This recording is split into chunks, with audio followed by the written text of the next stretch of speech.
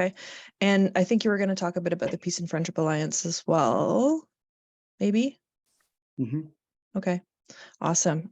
So we have figured, like, obviously things are so much nicer in person when we can make that happen. But since we can't, this is the digital approximation. So I have a tobacco here in cloth, and I'm really grateful to be offering this to you in exchange for the opening ceremony today. And then I'll mail it to you.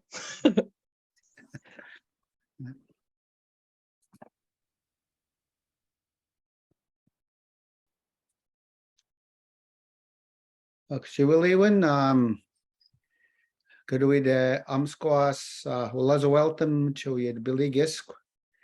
Could we archo yag you genzoswag what elibgoted jibanog zonesnog uskiasnog latag westnog. Could we bache magmedbal you chkobazig naga najibuligaki minen and massinaminen Gigi hinen at Lusa good glowakid macwag out. Could we now was welcome walk chinig was and skik to make what a basi lumcake nit ateg nid samago na is good naga go walk tapkwan naga samagwan naga did I need ateg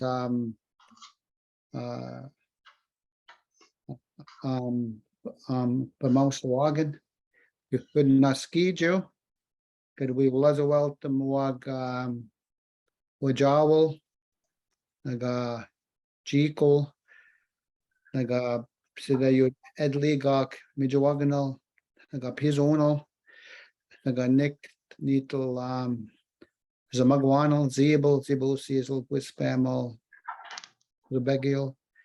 Good will was welcome wag up to the way sees a juju cheese the mass with zip sees a mouse wagon wagillow. If you're back it on your gillow, you'd stick a good at a good skick to make the magwani gonna go what was a gis cook. Good we know was welcome wag most of we westpedal said no was we nebo said. And the meat talks with Mozigisk. Naganamasi, Naganhazi, but says I'm like, what's pumpkin? It'll be gold teed. Lay one chop, sit there of a mouse wagon, Ibjop sit there of a mouse wagon, chitpit. Need lage. I will now translate what I said in my Wolastoqewi language. First and foremost, I invited the ancestors who dwell in the east, in the south, in the west, in the north, to come and guide us today, to teach us and to heal us as we walk this good red road, and to help to protect Mother Earth and the air and all of life. I also thank our great Mother Earth from her center core, where that lava is and all the layers of earth and shale, and that the aquifers of water and all of life that is below our feet, and that sustains life below our feet.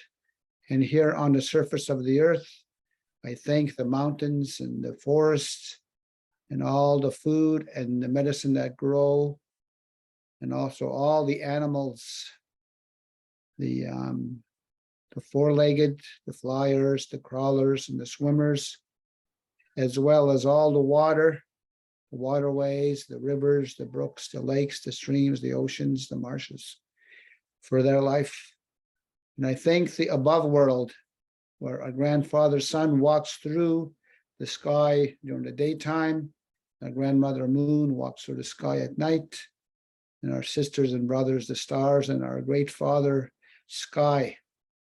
And I thank them for all of life, and as they look down upon us. And I said at the end that all life is sacred. And I said, nidlage. That means let that be so, let that be the truth, let that be so, let that be the truth. let that be so, and let that be the truth.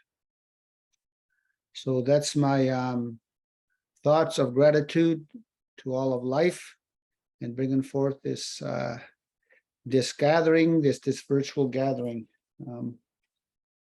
Now, I was asked to talk a little bit about the Peace and Friendship Alliance group, and how it all started.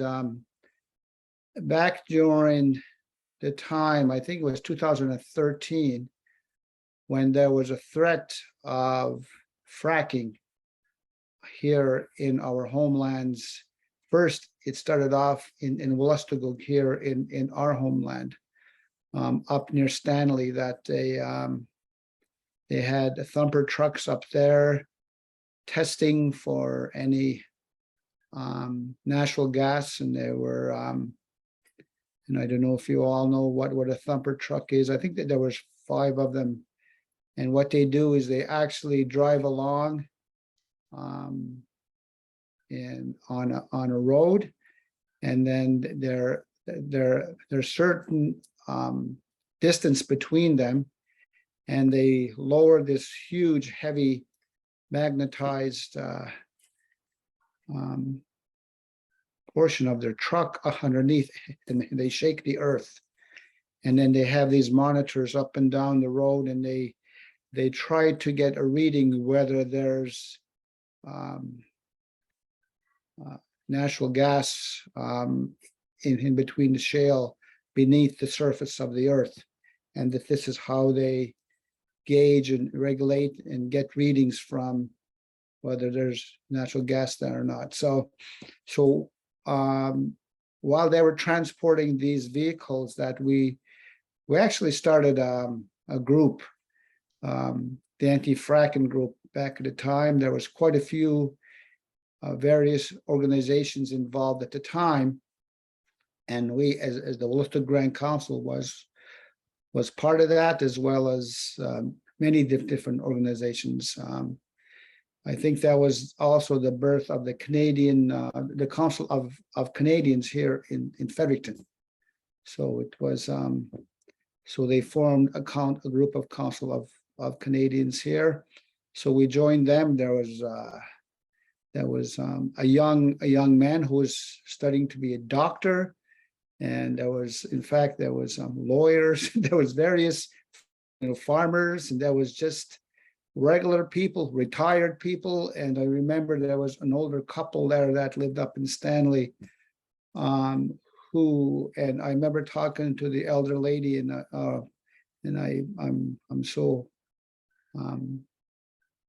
sorry that I can't remember her name, but she was just a wonderful person.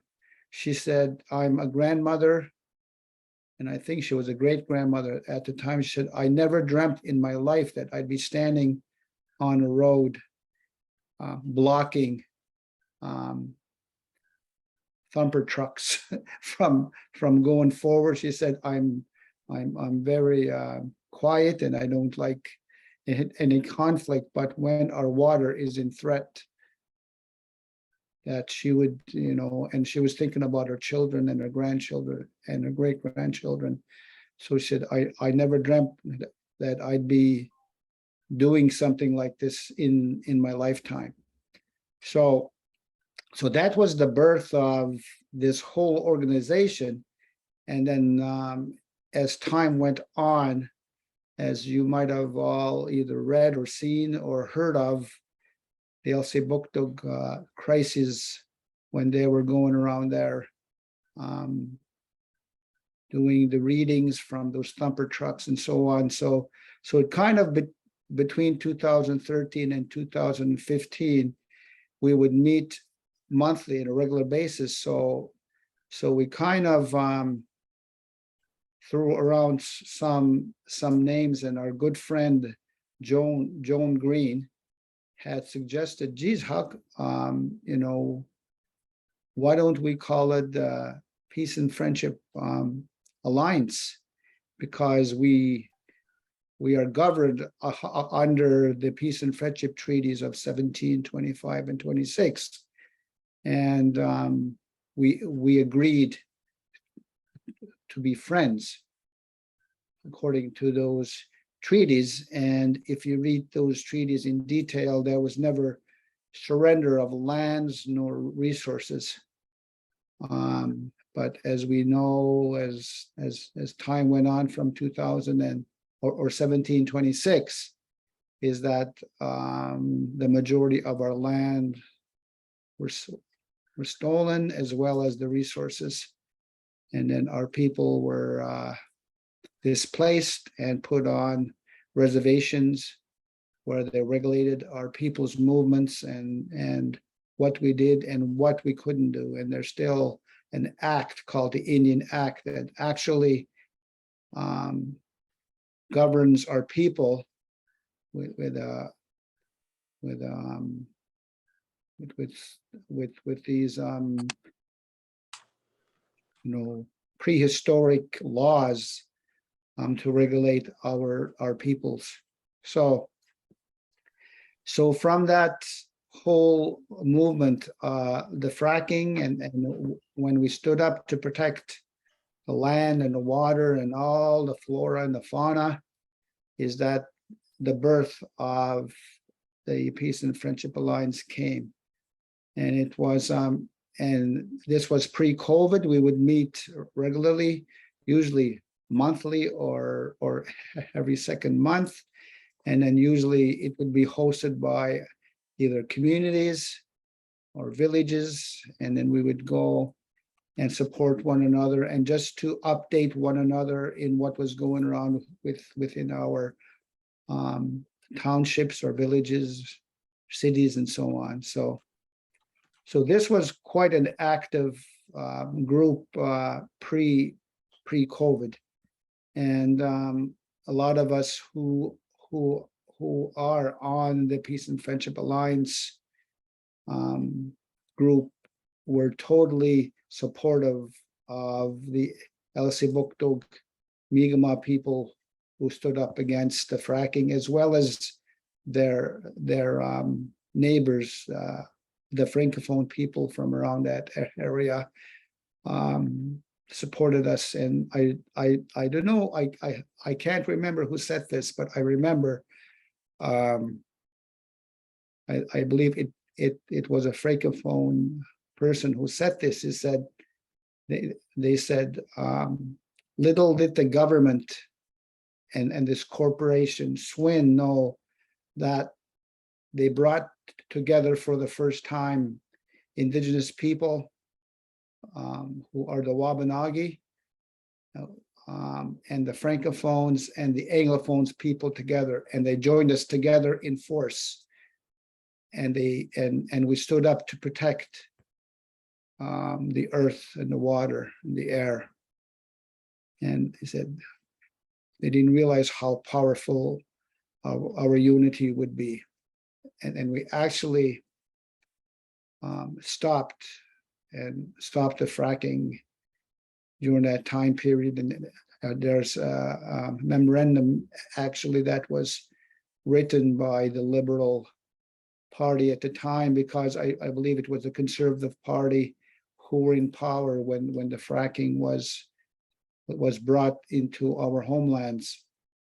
And then quickly, when the elections came, the Liberal Party had promised that they would put a moratorium, not a memorandum, moratorium against fracking. And then a lot of the people who vote in the provincial election voted for the Liberals at the time, and they fulfilled their promise. So as we all know, that the present Higgs government is actually talking about dissolving that piece of policy that's protecting our homelands, and he's talking about bringing back fracking and the testing and so on. So as the Peace and Friendship Alliance, we have not met in quite a few, in fact, in 2.5 years, but we've been still in contact through the emails and so on, and talking to one another. We support the stop spraying of glyphosate. We've supported the not for the East Coast pipeline. We supported not to have that built and put through our homelands and so on. So, and there's always a constant struggle, and we're always on the defense, be it deforestation, monoculture, and so on. So I think that's basically what I want to say about the peace and friendship. And hopefully in the summer, when the nicer weather comes, that we can meet once again in person, and we can talk about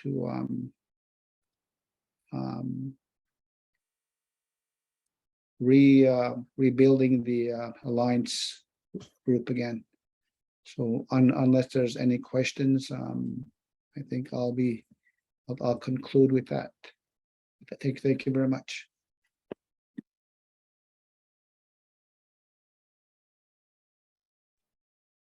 Thank you, Ron. That was so lovely. We are so grateful to have you here. And I think hearing the history of the Peace and Friendship Alliance is such a great way to ground us in the past work that we've done, but also the future work that needs to be done. Thank you again for that. I would love to see thank yous to Ron in the chat as well.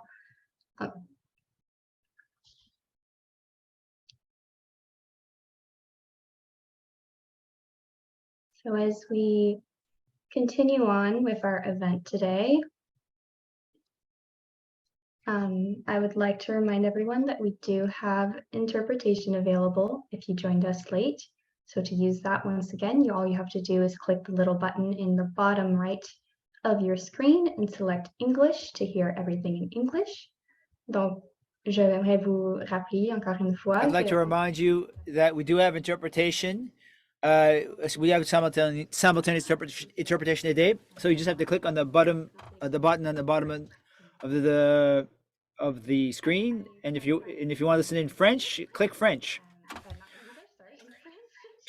Donc, je vais parler en français pour. I will mostly be speaking in French for today, most of today. So, for those of you who don't know us, my name is Anika Kci-Sakom. I'm the executive director of the Environmental Network of New Brunswick. I know lots of you who have joined us. It's really great to see your faces. And I would also like to thank Andre and Adrian, who are doing interpretation for us, who are interpreting for us today. And I'd also like to acknowledge my great team today, who are helping host this event today. Zahira Danath, our climate change adaptation coordinator. You want to say hi, Zahira? No? Hi, everyone. Sorry, there's a bit of a delay with my audio today. No problem, Zahira. Zomi Jazwicki, responsable des programmes d'éducation à la dualité. Who is responsible for a duality-based program. Sadir Hara, environmental health. Doris Pinet, northeast for the province. Shannon Nishar, project assistant for and communications. Jordan, Billy Bearcloud, coordinator for projects for research and knowledge. Nathalie Godin, coordinator for biodiversity and watershed programs. And Justin Delafette, who is our accountant, who is not here with us today, but who is still part of the team.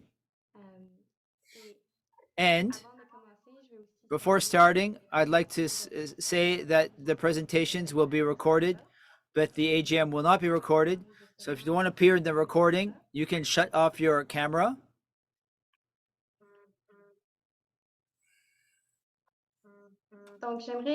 So I would like to start to acknowledge that most of us who are here today, who are on the call, are found on traditional unceded territory of the Mi'kmaq, Wolastoqewi and Passamaquoddy. I'd like us to take up this opportunity to think of our relationship to the earth, and the continued process of colonization was a deep impact on our work and our environmental work generally. There's two-eyed seeing, planning over 7 generations, and other types of traditional indigenous knowledge. These are essential to ensure a sustainable future for our planet. I'd also call upon all our colonizing governments to respect their responsibilities related to the UNDRIP. We also have to recognize that indigenous rights were denied based on terra nullius that declared these lands empty despite the presence of indigenous people. Land acknowledges is resistance in the fact that the inherent rights of indigenous people are still being attacked.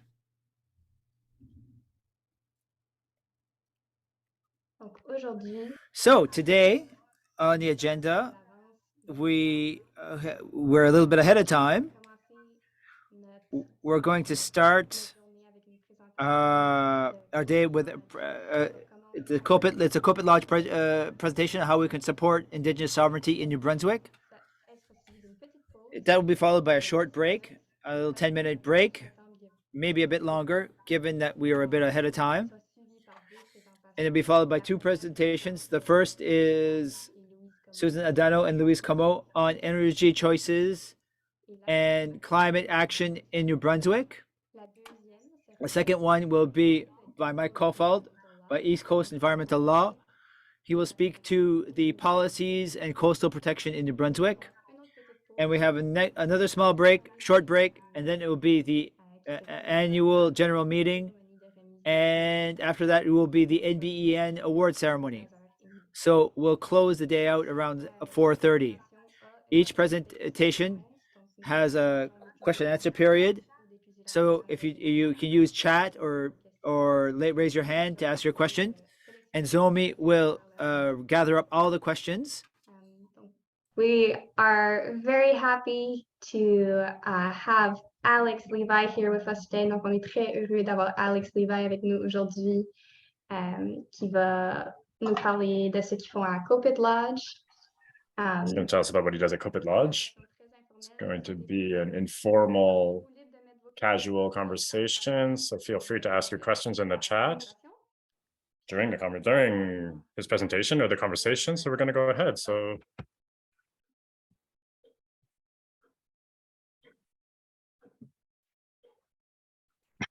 oh, so it's me now? Yeah, Okay. Yeah, go ahead. All right. Sorry, I probably went too fast there. No, I just didn't know if you were going to say anything else. That's all. So I want to say thank you. Walalio dan Viji Bisquali Actet and Viji Galuzi Uchit Uchidosibukuga Nigama. I just want to say thank you for asking me to come in here today and to speak to you about my people and about what we're doing in my community. It's a great honor, and I take a great deal of pride in having the ability to talk. So I think probably the best thing would be is to kind of introduce myself a little bit and what exactly I do and what Kopit Lodge is. So Kopit Lodge is we were established in 2013 with the speaker, which is Kenneth Francis, who's my boss. They started Kopit Lodge when shale gas had started in New Brunswick. This was a while back. And improper consultation had happened for my community, which is Elsipogtog, which is in New Brunswick, Canada. And slow me down if I go too fast. And so the chief and council directed Kenneth and the board to start this consultation group. And so we started then. And so when we started, things didn't work out as well for us. That the federal and the provincial governments and proponents weren't really engaging in trying to get our approval or permission for the activities that happen on our lands. And that strives from shale gas all the way to forestry and fisheries and all other things in between. So in 2016, the chief, which is the current chief now, Aaron Sock, and Kenneth filed for title in New Brunswick. And so they went back into the historical districts that we had. We had 7 districts, and the one that we live in is called District 6. In what is known, like we call it Signituk, which is what is known as New Brunswick now, and we used to call New Brunswick Mi'kmaq. We still call it that, but that was the ancestral name. So when we late filed in, we kind of gave the federal and provincial governments, no other avenues but to engage us on our traditional territories. So that started the process. So I started here in early 2020. I was a consultant before that. So I did consultation for First Nations all across Canada.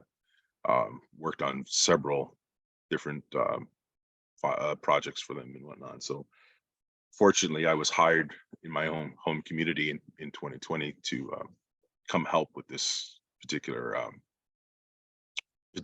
title claim. And so there's several title claims. There's like, and I'm just kind of want to give you an idea or give everybody an idea on what exactly. So there's a specific land claim where that refers to Indigenous people losing access and the ability to have historical lands and access. And so that's resources and that's activities, fishing, hunting, gathering, all these other things. And that's like you go into negotiations with the federal government or the provincial government on receiving, getting payment for loss of access. And then there's a title claim, which is what we did. So we filed for title claim, and that we filed for basically self-governance and jurisdiction over our traditional territory. And so the reason why I was asked to speak today is because we are in that particular negotiation right now with Canada and us in asserting our governance and jurisdiction and sovereignty over our traditional territory. And why it kind of coincides with what the talks have been, will be for the day, is that, we're trying to bring back our traditional, traditional way of life. Not all of it, but like the 7 generational thinking, which is incredibly important for our title claim, that we, have this style of thinking where we don't think about what just is going to make us happy right now or rich right now. We have this mindset of what will be available for our future generations, and that's 7 generational thinking is what we call it. There's been other people that look at it as a kind of like a 2-eyed seeing approach, which is very similar to what we do. It's kind of having the modern and the traditional way to foresee the future and for insurable resources and all this other thing. Sorry, hold on. Yeah. Okay. So what we're doing at the lodge now is that we're trying to we're working with federal government and in the process of trying to work with the provincial government to have a co-management system. And for us, it's not about trying to, we've had difficulties in the province of New Brunswick where Premier Higgs is kind of,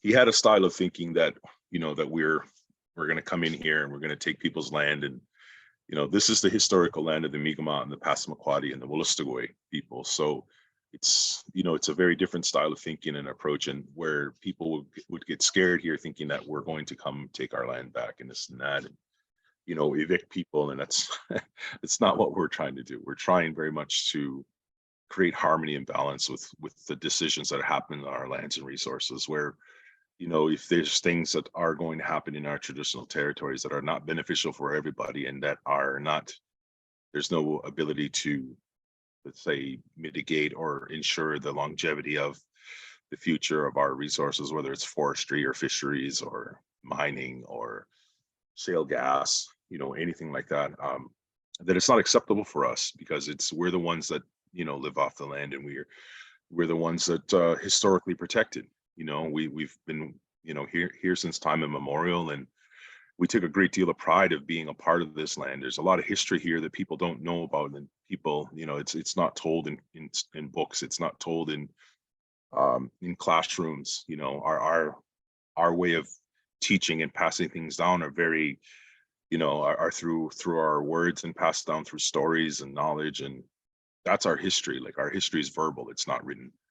So, you know, when we have the fortunate ability to share our stories with, you know, with anybody that's willing to listen, whether it's indigenous or not, you know, we try to take the time to make sure that you understand our point of view on what we're trying to do and what we're trying to protect. You know, so I feel like this whole movement of having, you know, green style of thinking is very good, but we all also have to be very mindful of it, because it has to have balance. You know, it has to, you know, it's you know, you have to have good with the bad, but you have to be able to balance things out. No, it's and that's the struggle that we go with, you know, understanding there's forestry and there's ways of, you know, things that need to happen, but there's also better ways to do it where, you know, it's renewable. It's not just one type of tree being replanted, and it's not, you know, it's not always the same areas. Like, so there's ways to do things, and that's our approach on what we're trying to do and what we've been trying to accomplish with the work we do at the lodge. So it's a very unique approach. It's very different, you know.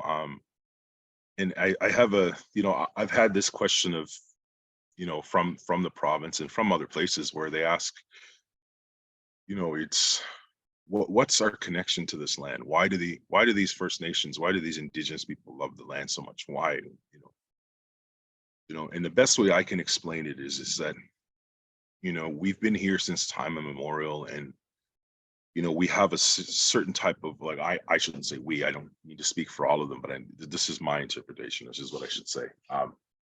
The way I see it is that we've been in this land for so long that there's one thing that we know is that we're born to this land, and then when we die, we return to the land.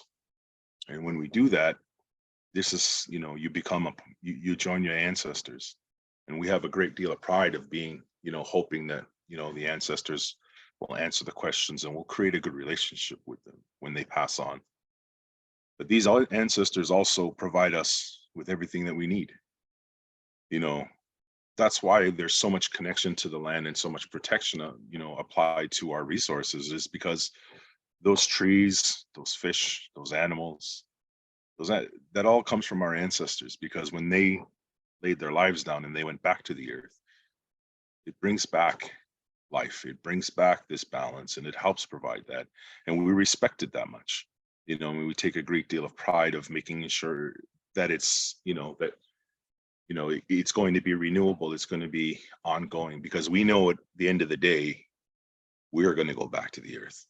And then someday we'll be the ancestors to sit there and help our future generations. And whether it's hunting or fishing or getting medicines or, you know, being, you know, a tree, a rock, you know, whatever it may be, you know, we're going to be giving back. And so this is our connection. This is what I foresee anyways with the land, and how I can explain it best for people to understand what exactly we see and why we see it this way. And, you know, I've been fortunate enough to be in consultation from, you know, from Nova Scotia all the way over to BC, as far up as, you know, the Northwest Territories. And, you know, I've seen a lot of things. I've talked to a lot of my people, and I've been fortunate enough to hear their stories, you know, about reconciliation, about all these other things. And, you know, the one thing that always tends to heal them and always tends to bring things back for them is land. You know, it's going back to the land, it's going back to nature, it's, you know, understanding yourself again. It's understanding whether you're a gatherer, a storyteller, you know, a knowledge keeper, a hunter, a fisher. You know, we don't look, we tend not to look at ourselves as individuals, as more as a community. Is that's the individual, that's the human being. You know, we that's the one thing we're seeking, is to be treated like human beings. And everybody in the community has a role in one way, sense, you know, one way, shape or form, whether it's a leadership or whether it's, you know, a hunter, an educator. You know, you're all a cell in a body, and you all have a certain role to do, right? Oh, is there a question here? I'm sorry. I can read it out if that helps. Yeah. So That Everyone- can wait. That can wait. I didn't want to interrupt you. I just thought for after. No, all right. Well, I mean, yeah, and so like, and I just, so a lot of people here know if everybody's environmental group or some kind of consultation, like this is real life stuff. Like this is what we deal, and that's how I see it. Like the communities are beings, and everybody has a job, and if we all do it, like it's very functional. It's very tight knit, and it achieves things that are that are amazing, and it's an everyday thing.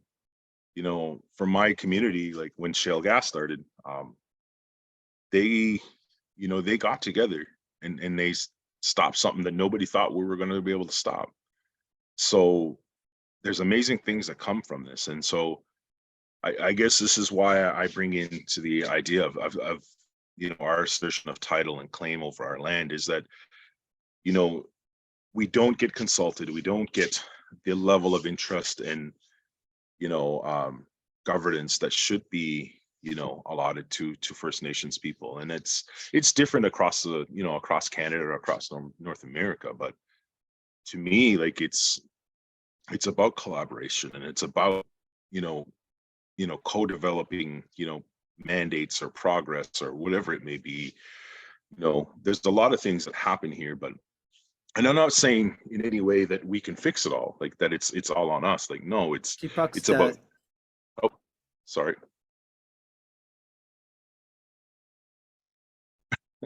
I thought he said something. I'm sorry. So, yeah, so I just kind of like, it's not an easy fix or one size fits all. It's a process. And this is what we're trying to achieve with our particular table and what happens to be going on here. We've had a lot of great things. We had a lot of bad things. But we're moving in a direction that is, that just doesn't speak to, just one particular class of people or one type of people. Like, for us, we call ourselves a grassroots organization where we think about, traditional way of life and the new way of life as well. But, we try to encompass everybody's opinion and everybody's voice, and they have the ability and they have the right to speak it, and when you take that away from our people, that's wrong. They have the right to show their concerns and their opinions, and, we have to find a way to do this in a, it may not be a consensus, but we have to try the best way and to ensure the longevity and, of Mother Earth. Just today, like in New Brunswick, we're having storms coming in, and the tide surge that comes in from these storms, even in the winter, are very, very noticeable. Our bridges now, where our piers have they have several levels. Well, they're almost to the bottom of the bridges now, and it's a normal occurrence. I'm not that old, but 20 years ago that never happened. So things are changing very quickly. And the time is that, it's running out for us, and where we have to make some very noticeable changes on how we approach things and how we do things. So it's not too late, but, we have to take time. So this is just, this is our version of trying to help with whatever we can and help approach what we can, and to include, indigenous knowledge and history and techniques to help. So, question. So I might just read out the questions so that they get translated as well, if that's okay. Yeah, sure. So the first question is, everyone here belongs to an environmental group. We know about the government's duty to consult. Do you see any duty to consult by environmental groups when we plan projects, especially land-based projects or major developments on Indigenous land? If not a duty, and understanding that everyone in Kopit Lodge only has so much time, do you want to be contacted when we're developing projects? And then the follow-up. Oh, sorry. Yeah. No, go ahead. Do the follow-up, and then I'll start. No, it's me. My mind just jumps right into it. So I'm sorry. No, go ahead. Do the follow-up. The question about time is a big one. Kopit Lodge is a small group and they don't get paid enough, in my opinion. to be able to handle hundreds of consultation requests? Are there ways environmental groups can ensure there is advising or consultation without overwhelming you? Well, you know what?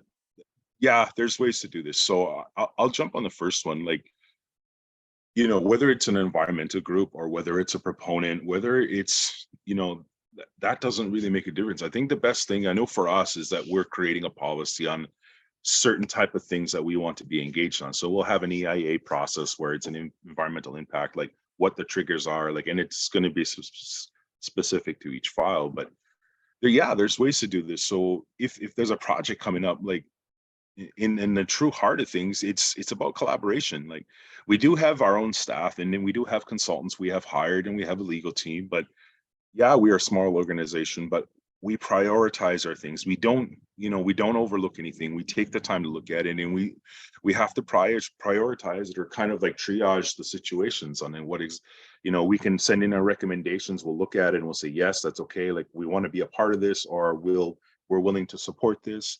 Or if it's something that is, you know, that isn't that, you know, somebody putting a new water treatment plant in for a community, like, you know, they have to put a new location. It's like, okay, just, you know, if you find any archaeological findings, let us know. But other than that, we know you need this treatment facility, and what are your plans? What's your remediation for the other one? What's your reclamation process?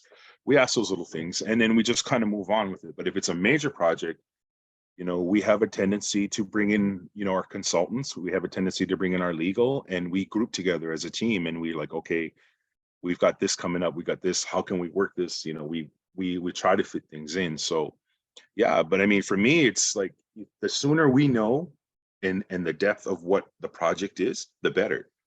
Because at that point in time, we're not trying to catch up. That's our biggest difficulty is when, for example, the province will say, like, well, we're putting in a new bridge. We have to go in like with a month left to do all the assessment, the environmental impact assessment.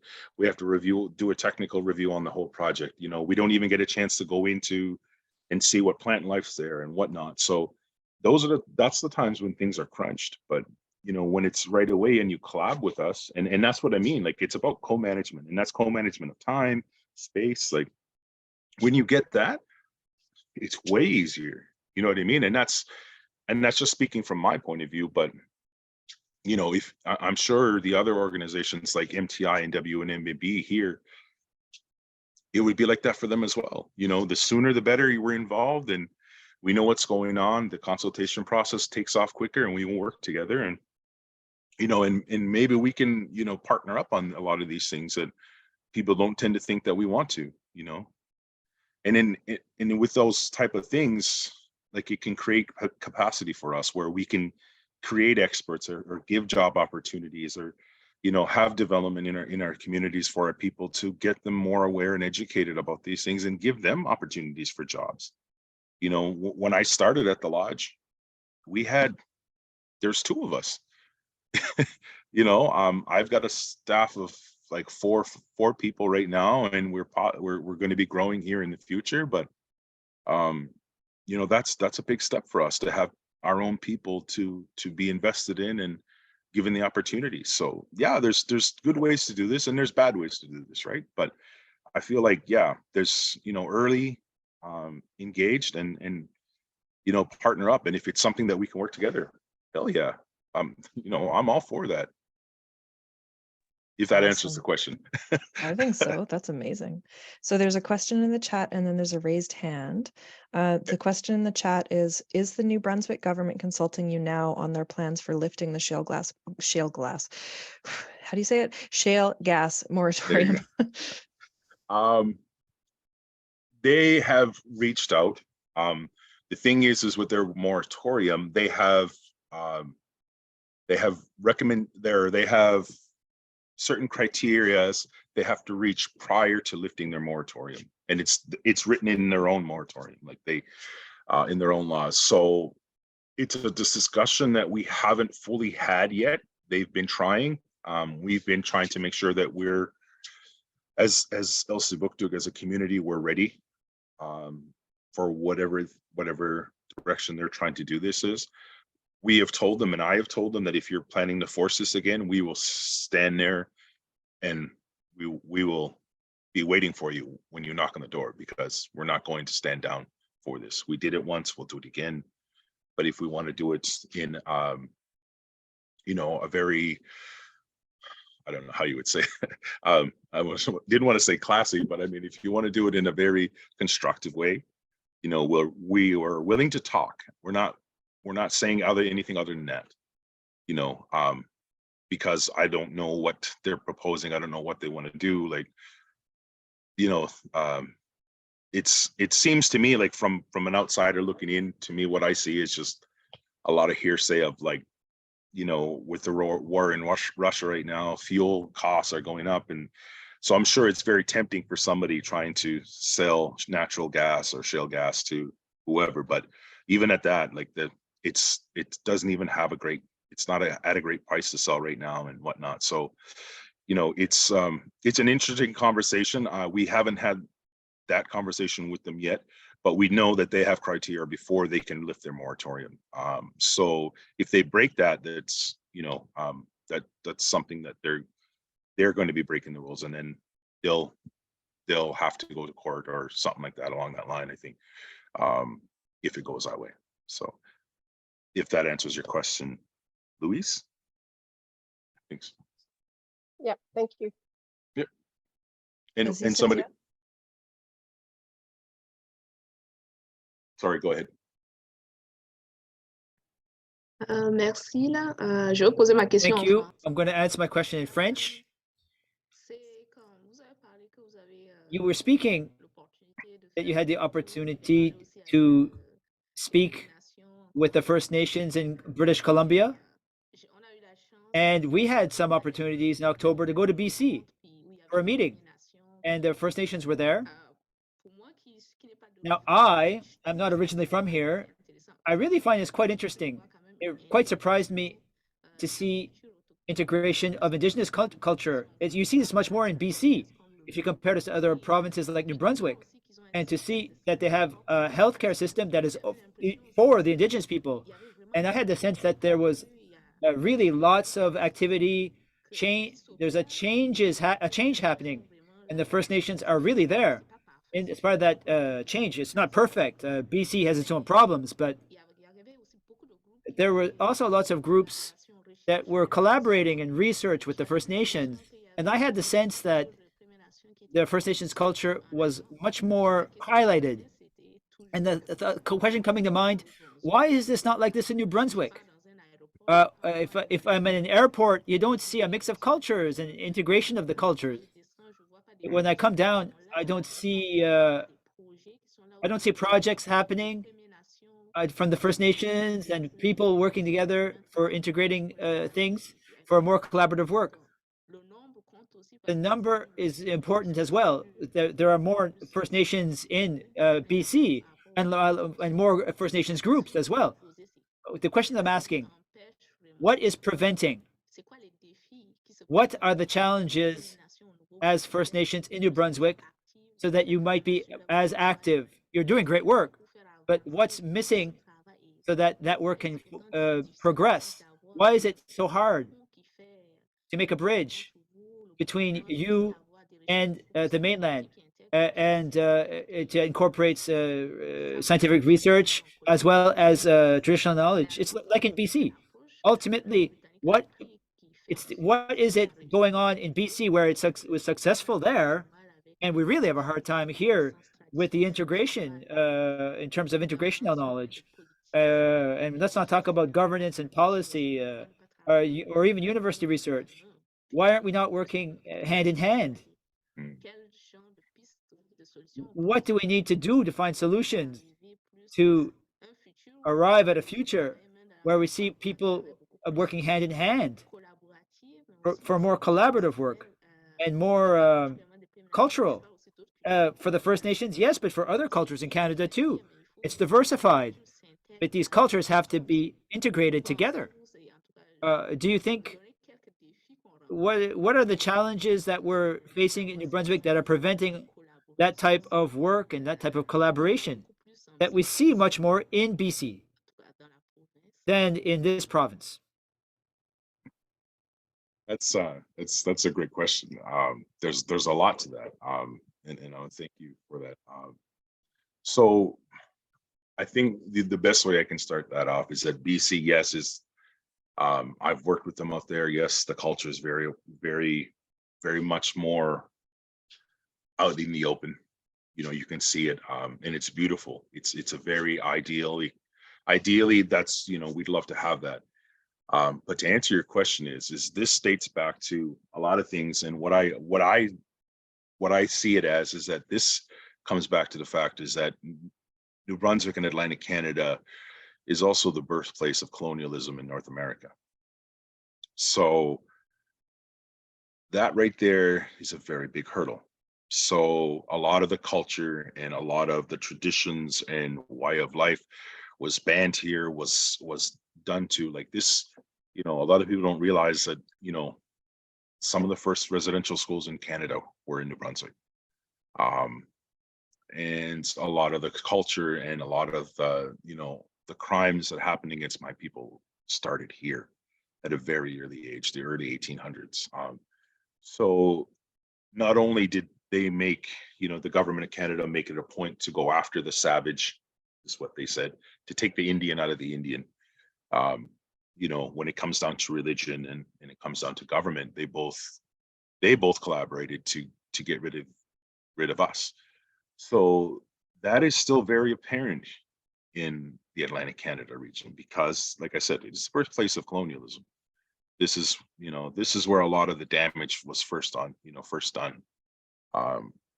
the first use of biological warfare was, you know, on my people.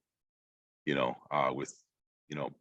with disease blankets and whatnot, and so there's a lot of, you know, there's a lot of mistrust. There's a lot of growth that needs to happen here. I feel in order to create this collaboration and to incorporate the culture more. You know, we're just recently like we've known the stories of, let's say, residential schools and the children being found. We've known of the stories because those are our brothers and sisters. We know the families that had sons and daughters and that didn't come home. So we know these stories. So this goes back to a lot of generational trauma that this region has. So we're developing and trying to get through this. So when the governments, you know, federal and provincial, don't acknowledge that these particular issues happen and they continue to carry on like they do, there's no trust. There's animosity. There's always a wall. There's a double standard for what happens with them and with us. So, you know, I think another clear thing is you look at the current judicial system right now. You look at, you know, Boucher, Chantel Moore, Brady, Rodney Levi, you know, that speaks to how my people are being treated here in this area. So there's a lot of growth and development that needs to happen first before we can exactly, you know, bring out the culture. And we're still trying to find it too, because, you know, religious things have been very predominant in our communities. And only as of recently have we really started to get back into the cultural side of things for us as well. So we're trying to reach back and bring back the culture. And, you know, fortunately, most of us have some of the language still, and that's culture. Like culture is language, because that's how we tell our stories. That's how we do our ceremonies. We sing, we drum. This is how we express ourselves, is through language. And this is how we pass history down. So yeah, there's ways to do this. You have to teach the history. You know, I'm a very big firm believer in reconciling, but reconciling means everybody has to get hurt. Everybody has to get upset. We're all going to get upset about what happened, and we're all going to cry and heal and get mad together.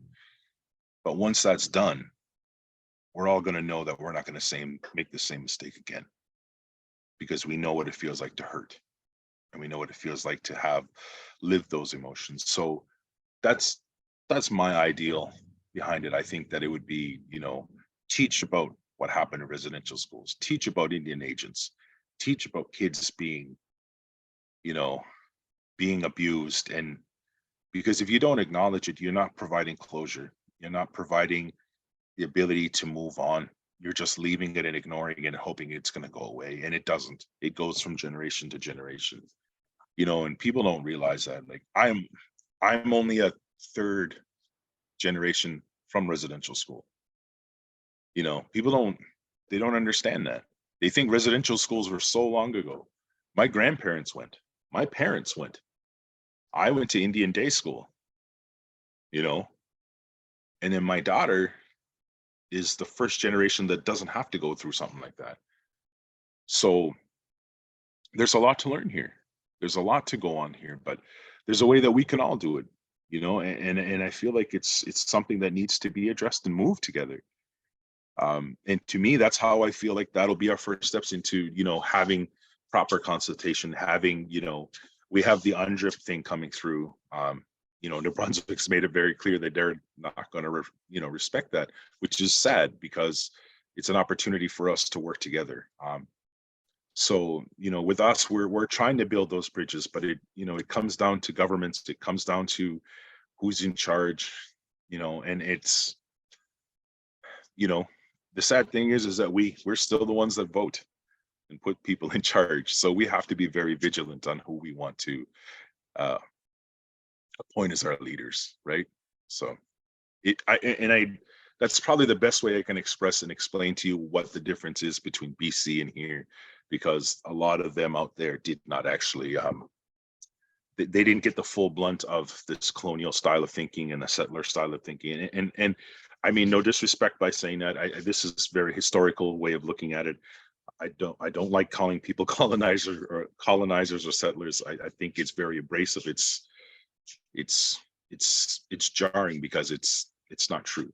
You know what I mean? Like people now are born and raised here all their lives, just like we are. So, you know, I feel like that's a hard way of looking at things, but that's the impact of colonialism and that particular movement that happened. So it's still very apparent today, but there's a ways to heal and grow from it. But we all have to do it together, you know, and I feel like there's some places that are worse than others. Like I know Saskatchewan is a very hard place, like us right now, where they're having difficulties. And it's a lot to move forward through. But like you said, BC has UNDRIP, they've implemented it, but I know that they still have difficulties with it too. I mean, look at the Wet'suwet'en people who are, you know, the traditional people. They're more looking at traditional chiefs and whatnot. And so, yeah, there's problems with it, but that's how we have to go through it together. Otherwise we'll never fix it. I hope that answers your question. Beautiful. We only have about 4 or 5 minutes left or so, and there's a doozy of a question in the chat. Okay. And so because the time is a bit short, I'm also wondering if I could ask, so you mentioned MTI, and I'm going to put their website in the chat in a second, once I get a better looking URL. There was another organization you mentioned as well. WNNB, they're the Wolastoqewi. Oh, yeah. Yeah, the Wolastoqewi, yeah. They're, I work with both of the organizations, and they're both good organizations. Perfect. So I'll put them in the chat as well. So this question is, some of us, or perhaps many of us, work within colonial legal structures and regimes. What kinds of Mi'kmaq law revitalization projects are happening? How can we make room for and shift our focus to working within these revitalized legal structures and principles? Yeah, that's a great question. So we actually have the restorative justice right now in the community. That we've been doing it for quite a few years now, and we're one of the few. I think there's about maybe 3 or 4 that have this legal system where they have the sentencing circle and they have this restorative justice, and they try to look at it a little bit more lenient, where they're trying not to have all the overrepresentation of our indigenous people in the legal system, and also in the correctional system as well. So there's that particular thing. We're working with the province and Canada, I think, to impose GLADU report writing in the provinces. And then I think there's also court support workers, indigenous court support workers, that we've applied for funding for.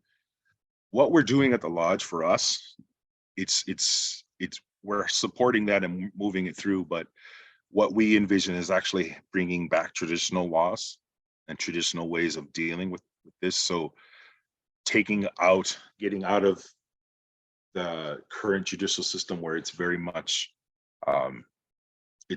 non-indigenous focused, where any of our people go in there, it's unfair, it's biased, it's, you know, so the best thing for us and what we see is to get out of that system, because it's meant to protect one people and one people only, and it's not ours. So if we can make that system and start, you know, being able to have our own laws, our own, you know, style of, you know, whether it's judges or lawyers or whatnot, and our own traditional laws on how that's going to be implemented and how things are punished. Like, it's not about just sending people to prison. It's about rehabilitating. It's about understanding the trauma. It's about understanding their history, and, you know, and being able to work with somebody to make sure that you can help them heal and become a part of the community again, instead of just, you know, okay, you're gone, you're banished, or you're going to jail. Like, that's not what it's about. So there's things that are coming up right now that we're doing right now. And there's also things that we're working on at the Lodge to look at our own indigenous courts, of, you know, in our indigenous laws, and having the ability to implement them and have the governance and be able to do that. So there's things that we're working on. But right now, the ones that are on the ground right now are, you know, the restorative justice, the sentencing circles, and it's got a very unique approach, and it's got a good way to try to get people out of jail and get people to help where they need it. So yeah, so if that answers that, I guess.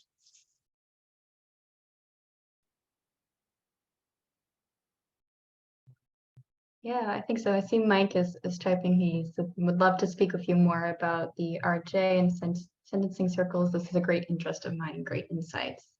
Yeah, and I was typing that, but yeah, I really appreciate those insights. That's super interesting, and I would love to chat more about all of that. Thank you. Yeah, I think there's a big movement going on for that right now. One of the guys the guy that I actually replaced, Brent Augustine, he was actually directing some of it at one point in time. So I can set you up with the right people to actually talk to about that and get more insight into it. It's a very interesting program. It's very unique. It's been helpful, you know, but they're still, you know, like anything else, they're still going through their glitches and, you know, things that they worked out. But I think they've had it for about 10 or 15 years, I think, or maybe even longer. I'm not sure, but yeah, it's a very good program. That brings us right up to our break time. So I want to tell you a great big thank you. That was super insightful and very interesting, and thought-provoking to listen to. So thank you so much for being there today. Thank you for having me, guys. You know, I hope this was very helpful. If you want to put my email up there, I mean, if anybody has any questions, by all means, let me know and connect with me.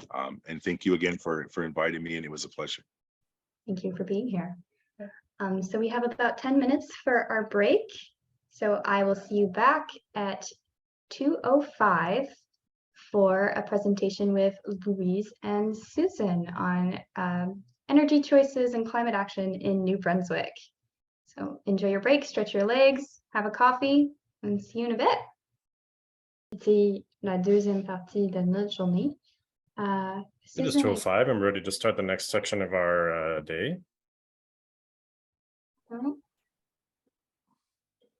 Hello. Oh, sorry, I'm in Louise Comeau. Oh, beg your pardon. Too many Louises. I'm so sorry. Louise is going to speak after me, about 10 minutes after. Yeah. Okay, so perhaps we can get started. Then we have Susan O'Donnell and Louise Comeau here with us today. We're going to talk to us about energy choices and climate action in New Brunswick. Donc, la parole est à toi, Susan. Well, thanks so much for the invitation. And I want to say, first of all, thank you to the organizers for starting the meeting in such a good way with Chief Ron Tremblay, and then the presentation with Alex Levi. Alex, if you're still there, that was amazing. It was very powerful for me. It gave me a lot to think about. So thanks very much for that. So I'm the leader of the RAVEN project at the University of New Brunswick, and I'm an adjunct research professor in the Environment and Society program at St. Thomas University. and RAVEN is a member of the Coalition for Responsible Energy Development in New Brunswick. So Louise and I are going to speak for about 20 minutes, and then hopefully we'll have time for Q&A after we're both finished. I'm the chair of the Energy Caucus, and when I joined in 2018, it had a different name. We changed it to the Energy Caucus earlier this year, when it was called the Just Transition Caucus, and Linnea Astaphan was chair. We produced a publication called Greenprint 2021 that's available on the NBEN website, and I'd encourage you to have a look at it. We can see Greenprint 2021 as a policy document about the energy and ecological transition from the Energy Caucus. And of course, there's a lot of aspects to it. And climate action is just one part of what we're going through. But for climate action, what the priorities are, the main goals are to, first of all, of course, reduce carbon emissions. Second, increase energy conservation. To develop effective public transport and active transport infrastructure, we have to get people out of their personal vehicles, and then supporting the rapid electrification of buildings and vehicles. So basically anything that's using fossil fuel for energy now has to be switched over to electricity. And then in the Greenprint, we said to generate electricity, we have to increase the renewable energy production with the goal of generating 95% of New Brunswick's electricity needs from locally based renewable sources, specifically solar and wind by 2030. And I just want to mention that the federal government's targets are a 40 to 45% GHG emission reductions below the 2005 levels by 2030, and net zero by 2050. Net zero is a phrase that I'd suggest that you avoid and be suspicious of, because it does not mean zero GHG emissions. We need to say zero, not net zero, and it should be much sooner than 2050. So I'm going to talk for the rest of my time about the context, including the political context in New Brunswick for increasing renewable energy infrastructure to generate electricity so that more and eventually all of the electrical grid here is powered by renewable energy. So currently for electricity production, we have one provincial public utility, NB Power. And then aside from NB Power, there are 3 municipal utilities. There's only one, St. John Energy, that has a partnership to produce, purchase, and distribute renewable energy. You may have read about the Birchill wind farm that's under construction. When it's operating, hopefully next year, it will produce about 15% of the energy used by customers in St. John. And then there are some privately owned electricity generators, a mix of renewables and fossil fuels. Irving, for example, owns and operates a hydro plant. And then there are 4 or 5 privately owned wind farms and 5 privately owned biomass or gas and cogen plants. But NB Power is by far the biggest player in electricity production in New Brunswick. It's owned and operated by the people of New Brunswick. So anything that's going to happen with our energy future has to involve NB Power in some way. All of NB Power's renewable generation is in hydropower.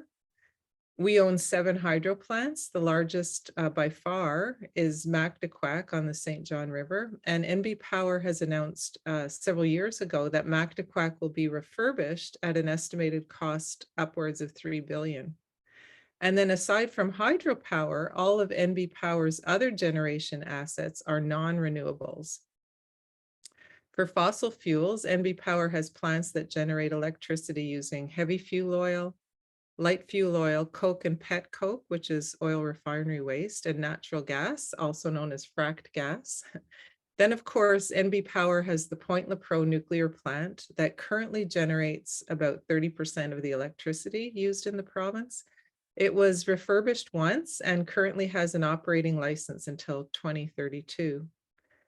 And when it reaches its end of life, if NB Power does not have a replacement for the Lepreau plant, it's possible that it will want to refurbish Lepreau at that time, which will cost at least the same as the Mactaquac refurbishment, upwards of $3 billion. However, NB Power and the New Brunswick government are supporting the development of new nuclear reactors. I'm guessing that most of you heard about small modular nuclear reactors that NB Power is hoping that will replace Point-Lepreau, the current Point-Lepreau plant. They've not released the costs, but from statements that have been made, it seems the first SMR will cost upwards of $3 billion. So it's really important to understand that NB Power is a nuclear utility, meaning that NB Power believes it has locked itself into nuclear energy, which has the knock-on effect that NB Power does not want to develop renewable energy because nuclear energy and renewable energy do not coexist well within an energy system. The research is very clear on that point. There was an analysis done of 123 countries over 25 years. Nuclear and renewables crowd each other out and limit the effectiveness of both of them. And I'll give an example. So nuclear plants are the most cost-effective when they're running full power all the time. If you need to keep turning a nuclear plant off and on, they're not efficient and the electricity they generate becomes very expensive. Solar panels are the most efficient when the sun is shining, and wind power is the most efficient when the wind is blowing, and when they're not, they have storage as backup. And when the sun is shining and the wind is blowing, these renewable sources produce energy much, much more cheaply than a nuclear plant. So if you're trying to run a grid at the lowest cost, ideally you would turn down the nuclear when the sun is shining, for example. But nuclear doesn't want to be turned down because it makes it more expensive, and it doesn't work well as backup for renewables for the same reason. They just don't mix well. So that's one of the many reasons why nuclear and renewables don't mix well. And of course, NB Power knows this, and they've decided that they want to remain a nuclear utility rather than a renewable utility. So they're not at all interested in developing renewable energy and storage. They only want to build new nuclear reactors, which are SMRs. And the big problem as far as climate action is that there's no way that any of the SMRs in development in Canada will be ready by 2030. The most advanced SMR is in Ontario. The two SMR designs for New Brunswick are so far behind and so underdeveloped, we can call them PowerPoint reactors. They will not be able to help us reach our climate targets. Certainly, they will not be producing electricity by 2030, which is what NB Power and the government are claiming about one of them. Not true. Before I continue with what's coming up for climate action, it's also important to know that the big problem NB Power has is its debt. It's about $5 billion in debt, most of which is from the original construction and refurbishment of the Lepreau nuclear plant. And that $5 billion would not be such a big problem if NB Power had sufficient assets. But as I mentioned, its big assets all have problems of their own. The Mactaquac refurbishment, an SMR, another Lepreau refurb will each cost upwards of $3 billion, and it's unclear where the money is going to come from. So I'm just going to say now a little bit about what's coming up, what activists are watching for and advocating for. So again, I'll stress that NB Power is a nuclear utility. They're not interested in developing renewables. And so that's the big struggle right now. Are we going to have a nuclear future in New Brunswick, which is climate action delayed because the new nukes won't be ready in time, or do we want a renewable energy future? It was really an interesting development in July this year. The NB Power board fired its president and CEO, and they put out an ad for a new president and CEO, someone who could transform the utility with a focus on renewable energy. And they didn't say anything about expanding the nuclear infrastructure. They've also hired a consultant company to develop a strategic plan. So we're waiting to see what happens next with that. At the same time, NB Power has a very close relationship with the provincial government, and the current Minister of Energy and Natural Resources Development is the main cheerleader for SMRs in the province. And so far, the provincial government has given out $30 million in grants for nuclear development and $0 for renewable development. And early in 2023, so probably within the next 6 weeks or so, the Federal Minister of Natural Resources, Jonathan Wilkinson, and his team will be coming to New Brunswick for one of the regional energy and resource tables. The federal government is making visits to all the provinces and territories and asking them what their priorities are for climate action.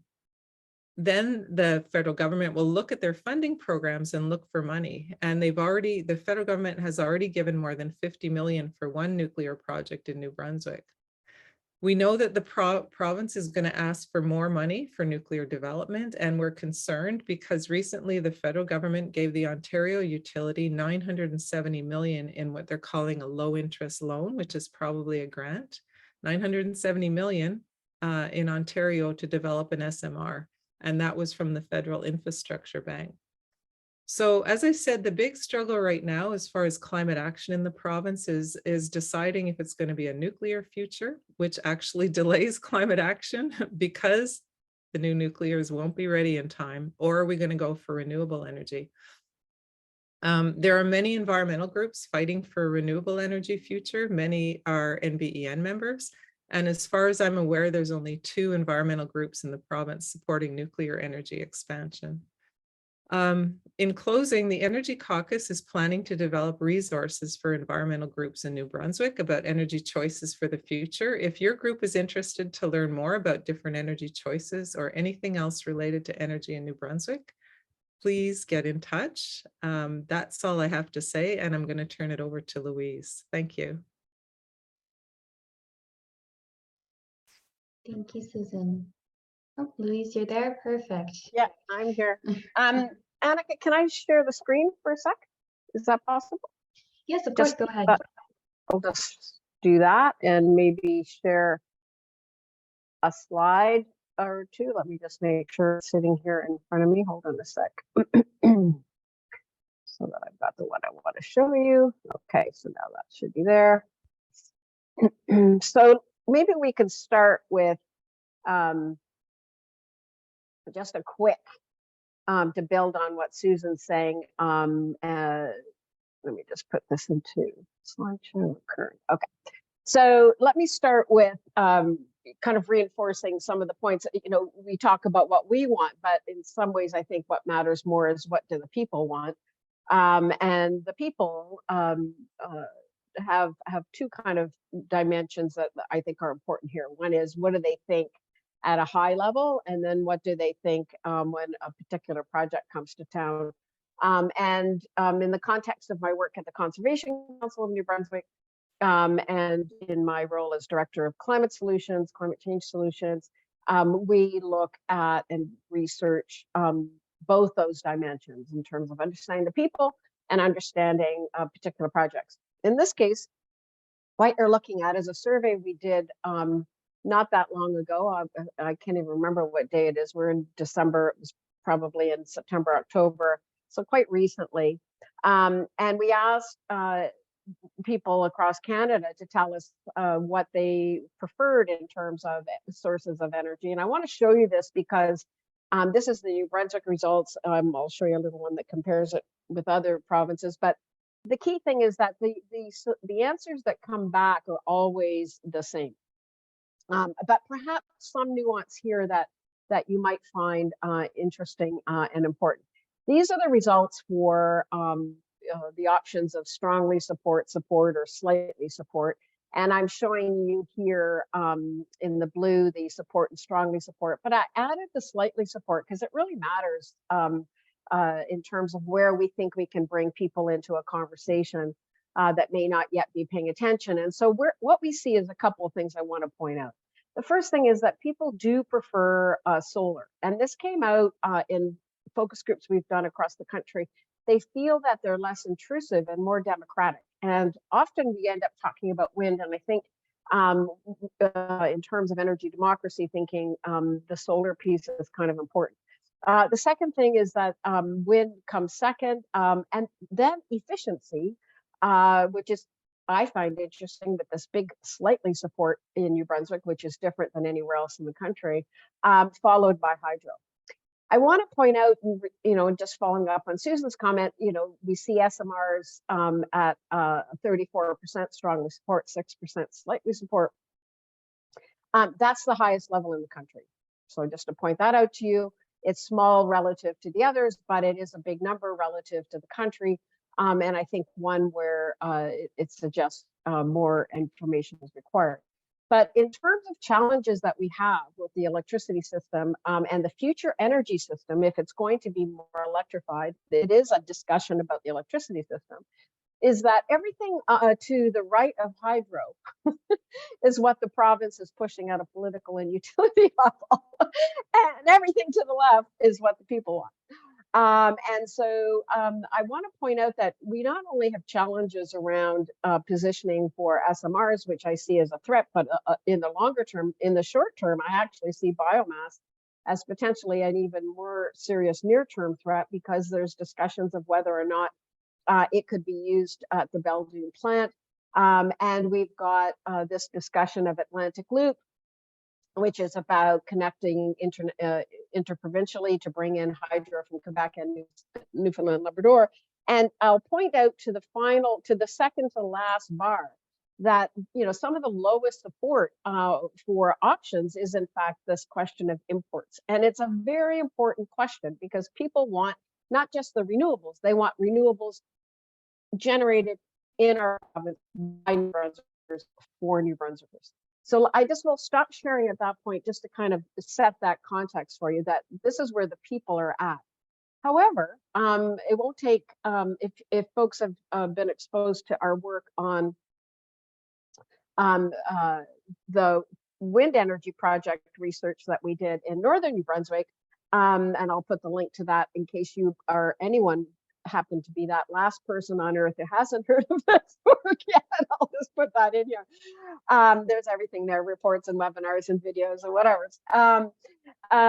But you know, it's okay for us, and it's important for us to support certain things, but it's also important to listen to the people in terms of what happens when projects try to get into communities. And we've had two important failures in Northern New Brunswick around wind projects that I think speak to the need for us to do some very hard work around ensuring that we're seen to be defending not just energy democracy in the sense of community ownership as being an option on the table, but also questions of process justice and distributional justice, and the process of doing things in a way that build trust in communities, so that communities are willing to accept projects. And one of the things we really fail to do is to have people involved at the level of, for example, project design, project development, thinking about siting. We're not involved in involving people that way. So both of those things I want to share with you, really to set the policy context, and then I'll quickly end.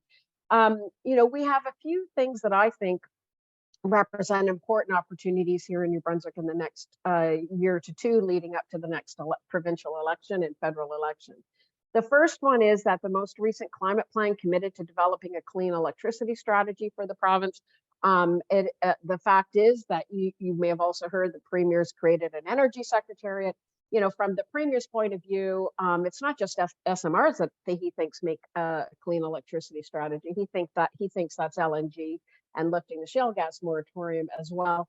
Biomass you can throw in there, hydrogen's in there. So we get a lot of things that are in the idea or in the minds of Wayne. I just love this. How do you point a guy to be in charge of the energy secretariat in the Premier's office, and his name is Wayne Power? I just think that just gives me all more sorts of things I want to play with. So we have to really fight to be part of this process, and CCMB's certainly been working on that. We want to bring others involved in that, but that means we do need to present more, articulate our own idea of what a clean electricity strategy should look like for the province. We'll be doing that. We'd like to see Energy Caucus be working on things like that. It's including some modeling that we've been waiting for a long time. We did some initial modeling looking at what New Brunswick's electricity system could look like. It had a bit too much trade in it that we went back and redid it. So it's coming back in I think something that makes more sense for us given what we want and what the people want. But we also have federal components here that I'll just point out. And the big one I want to share with you that I think does help us if we can get implementation to not be delayed. Obviously, the coal phase out reg in 2030, which is a federal regulation that is designed to get coal out of the system. We can't have any delay in that. The province is trying to delay that, saying, wait for the nukes, wait for the nukes. No, that's got to happen in 2030, and renewables are their option. If we don't get biomass in there, which I don't consider in this case renewable, it's great for heating. I don't think it's good for electricity. The second thing, though, is the federal government is also proposing a clean electricity regulation that would essentially move out all the fossils by 2035. All of that's coming down the pipe in the new year. Over the next year, we'll be heavily involved in all of that. And it too must succeed, because if it succeeds, then we can force the redesign of our electricity system that essentially needs renewables and storage in the short term, because the other stuff isn't going to be there. And the reason I put all that out there, and I know for many of you, I've jumped into a conversation that is a conversation that I have all the time that isn't as familiar to you all, so I apologize for that. But the reason I mentioned these things, what people want, our own humility in terms of listening to people in communities to ensure projects can happen, and essentially driving federal action to force the province to do things early in order not to have the crazy things we don't want. I say all of that because electrification to solve climate change suggests an electricity system that grows, even with massive investment in efficiency, probably double the size that we have today. Other models sometimes suggest 3 times, which I think is ridiculous. We need not to fall for the growth paradigm. So I think that it's important that we think about this fact that this is a growing sector, and it has to be done right. It has to be done cleanly, but it has to be done with people in mind. And so the next year is going to be an area or a time, if folks are interested in this topic, then we've obviously got lots of work to do. So why don't I just stop it there?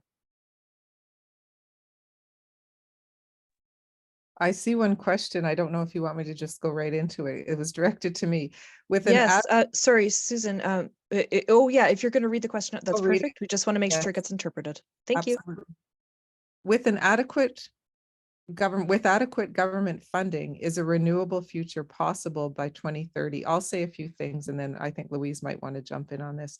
In the green print, we had a lot of discussion about this, and we came up with 95%, because that last 5% is peaking power, and it would be, after 95%, it gets a lot more expensive to do that last 5%. So we went for 95% by 2030, thinking that 5% could come a few years later, but 95%.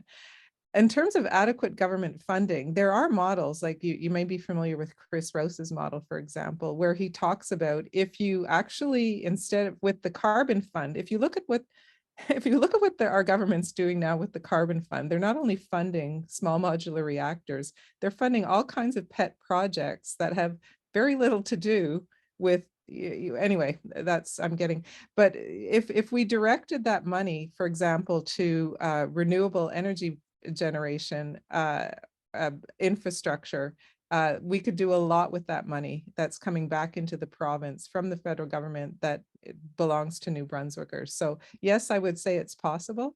And Louise, you may have something to say about this. I would say actually that there's a lot of wishful thinking that goes on in this discussion.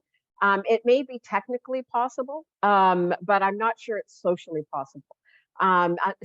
This is my concern, that if we don't engage people in this conversation and make them feel part of an energy transition, and that this is a solution that they want, if we don't address energy poverty and energy affordability issues, because no matter what we do, if we're investing a lot in a new electricity system, even if we're replacing existing and try to limit growth, it's a lot of investment. We got to make sure that's not happening on the backs of ratepayers. It's got to be some taxpayer funded, as Susan's talking about, but there will be increased spending on electricity, even if your household energy bill, because you're not spending as much on gasoline, goes down. This is a hard thing to explain. We have a lot ahead of us here. And I think a lot of the work that we do is too focused on technology issues and not enough on the social side of it. And so that's, I think, until we get beyond that and get into, okay, how do we engage people? How do we deal with the fact that people don't feel they're being given a choice in where projects grow and how they're sited and how they're built and what community benefits there are? So for CCNB, we're working not just on the system stuff and the regulation stuff, but we're also working on a campaign around energy poverty, because we've got to ramp up efficiency, we've ramp up low to moderate income household programs. We've got to make sure that people spend as little as possible on energy at the same time that there's a massive investment going on. So I guess my challenge to us all is we can model ourselves to death here and say, yeah, it's possible, but I do believe we are engaged in a lot of wishful thinking. So is it possible? Thank Maybe you. with some hard work that isn't about nuts and bolts.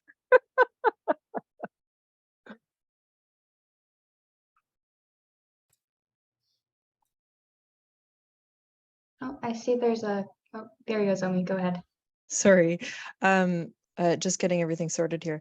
Yeah, the question in the chat is, oh my goodness, my screen just minimized without my consent. Here we go. Nous intervenons souvent au niveau de We la often intervene with the city of Moncton to ask them to finally launch their major plan for solar panels that's been ready for at least 6 years. But we're still faced with the fact that they say that they can't go forward because of energy NB power.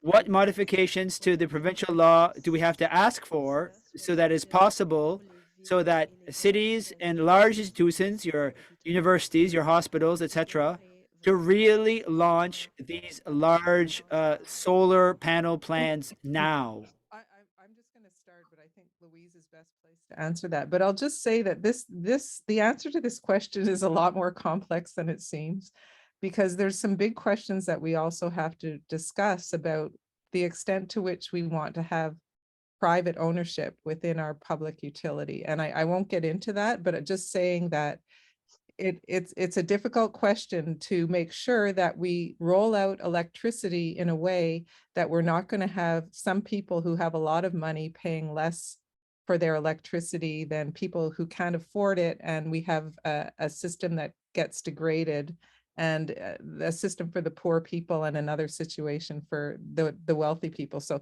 that's one of the big questions that we have to, it doesn't answer your question directly, but I'm just saying it's a little more complicated than that. Louise? So the province has a commitment to 40% of its supply coming from what it calls renewables, and it includes hydro from Mactaquac and so on. So it's only 7% of our power comes from wind, insignificant amount from solar. So we do need to increase that target. It should be increased significantly. I'd say double it. And then there is the question of what kind of power are we securing? So in this case, it could be a community-owned, community-operated solar farm. That's happening in Nova Scotia, for example. It could be on individual household roofs. It could be collectively owned. They could be leased. There's lots of ways that we can do it. But the key thing is that NB Power doesn't need the power unless the target increases.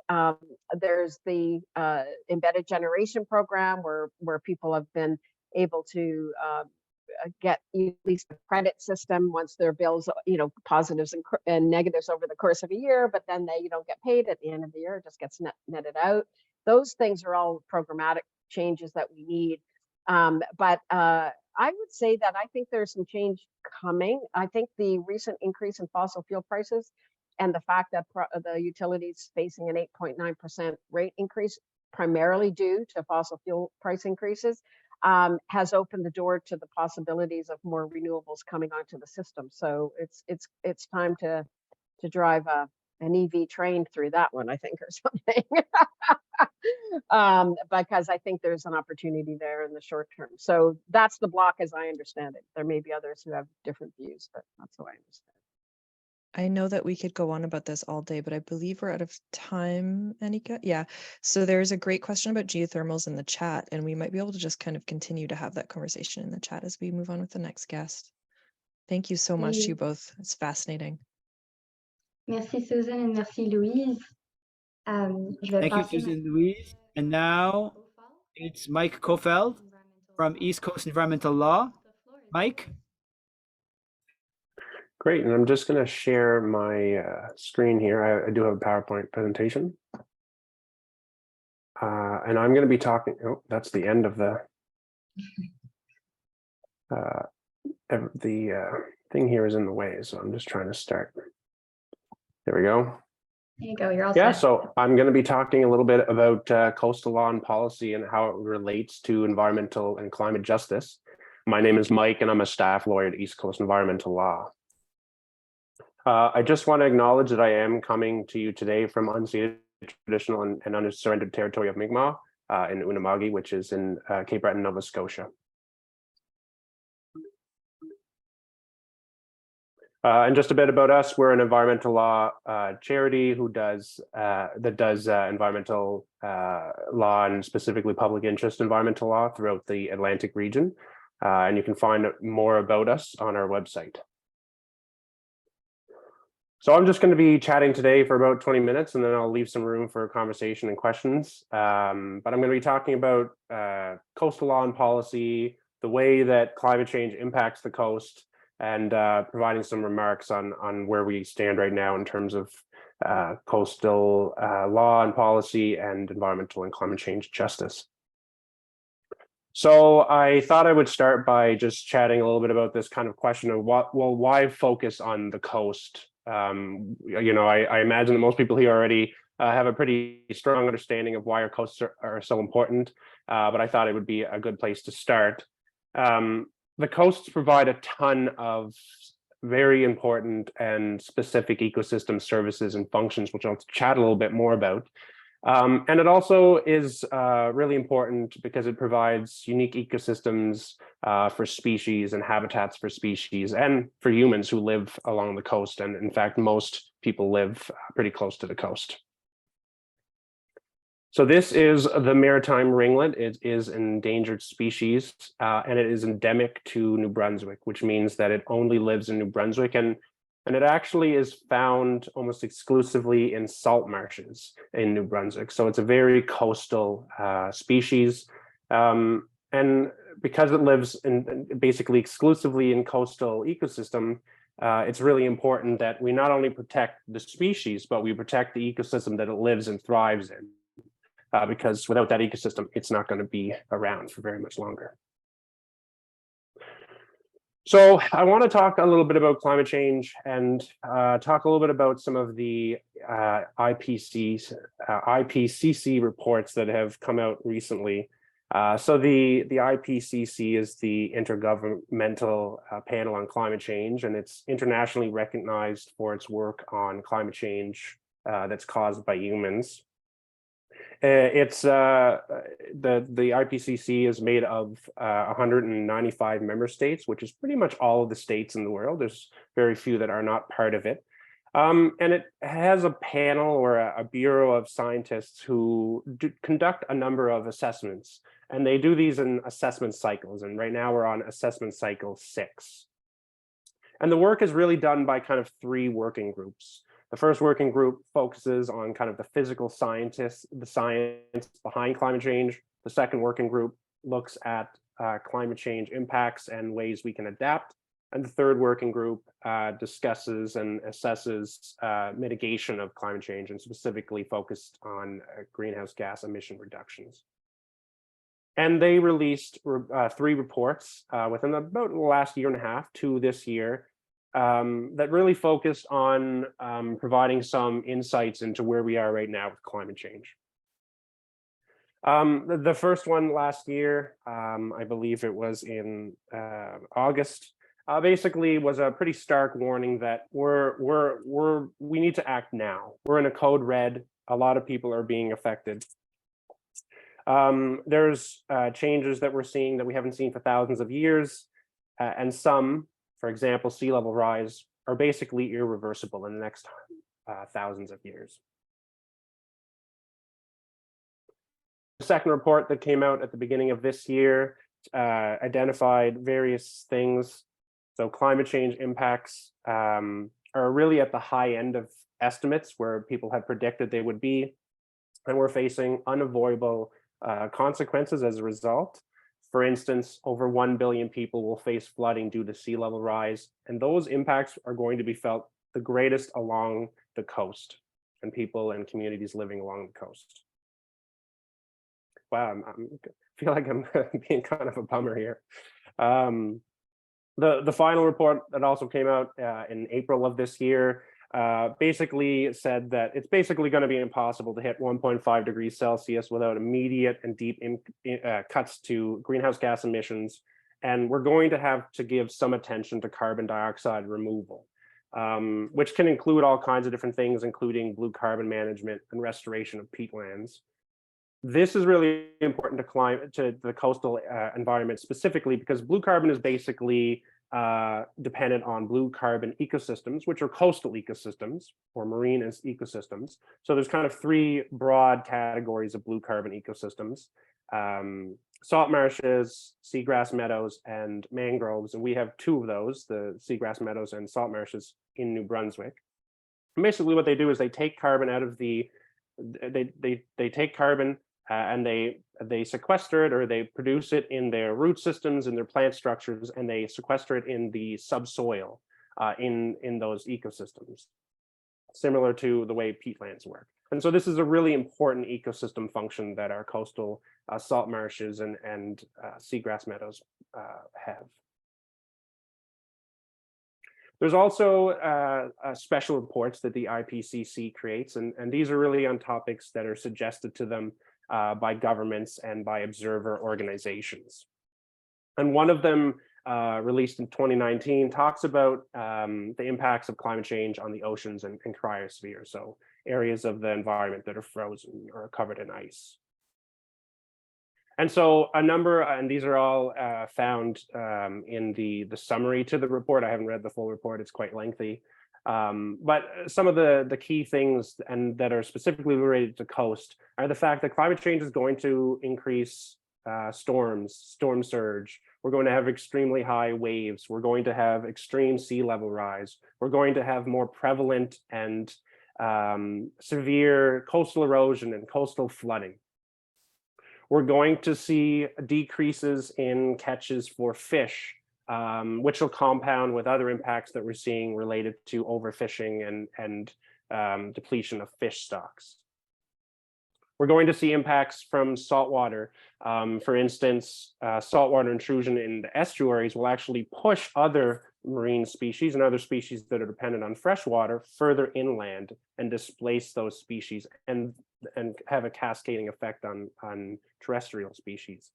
There's also impacts from saltwater on things like drinking water and drinking wells, among many other impacts. As I said, impacts on fish will have impacts on economic benefits and on the livelihood of local communities and indigenous communities that really depend on those. And these will be prevalent in very different areas around the globe, including North American communities, and especially on the eastern seaboard. We're also going to see biodiversity loss and habitat loss. For example, there's a high confidence that by 2100, we're going to have lost between 20 and 90% of our coastal wetlands, which is just absolutely absurd.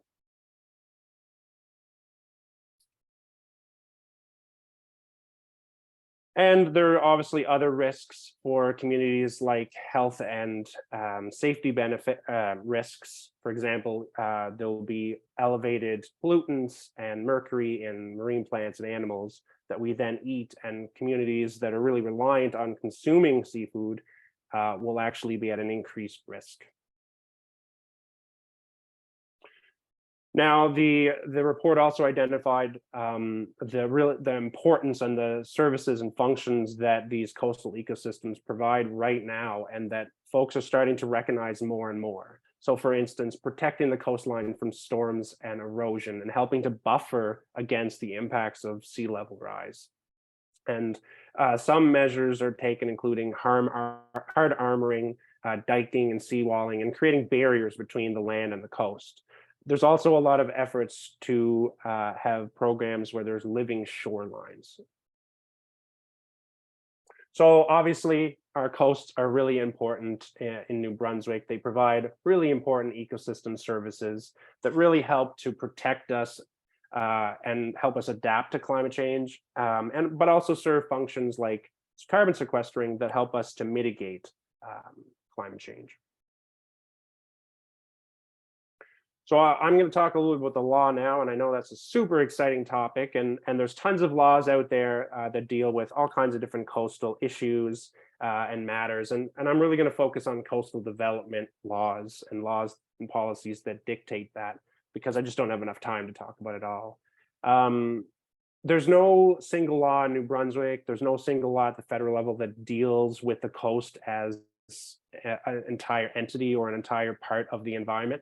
What we generally are left with is various kinds of environmental laws or other laws that deal with aspects that can be applied to coastal developments or applied to coastal matters. So I'm going to talk, I've identified some federal laws here. So the Fisheries Act, Navigable Waters Act, Species at Risk Act, and Migratory Birds Convention Act. There are other federal laws that deal with coastal development and coastal issues, but these are the main ones. And basically what these do at the federal level is create licensing or permitting or approval systems where if you're a project on the coastal environment or in the coastal waters will disrupt fish or impair navigation or have impacts on species at risk or migratory birds, then you'll need an approval. But generally, those projects receive those approvals. So not a great way of dealing with those impacts. And it's very similar at the provincial level.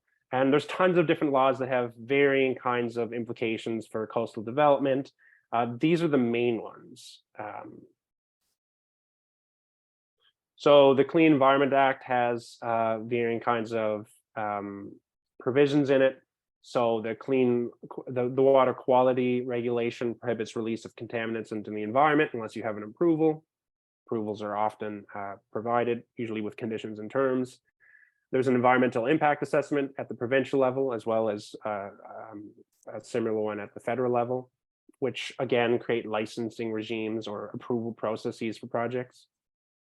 There's the Clean Water Act at the provincial level, and this is a big one. It creates a permitting system for any kind of project or activity that will alter either water courses and wetlands. And I'll talk a little bit more about this. I will note that water courses as defined don't actually include the ocean. So there's been some practice in New Brunswick where this actually doesn't apply to ocean or coastal areas. So that can be very problematic.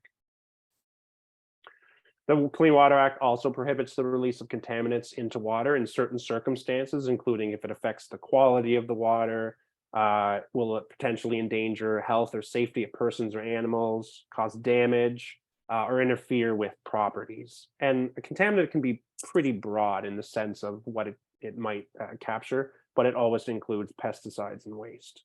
And again, you can release a contaminant into water if you have permission. So not necessarily a great system. And then finally, the Crown Lands and Forests Act applies. Pretty much all of the coast from the low water mark to the high water mark in New Brunswick is considered provincial crown land.